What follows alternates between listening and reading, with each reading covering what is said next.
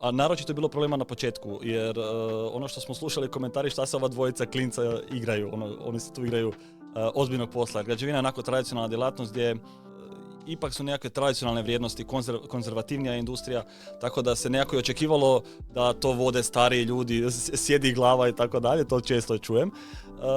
A mi smo ipak dolazili sa nekim drugačijim idejama, mislim da je to upravo ključ nekog našeg uspjeha i brzog rasta, što su bile te neke drugačije ideje, drugačiji pristup zaposlenicima, klijentima, komunikaciji.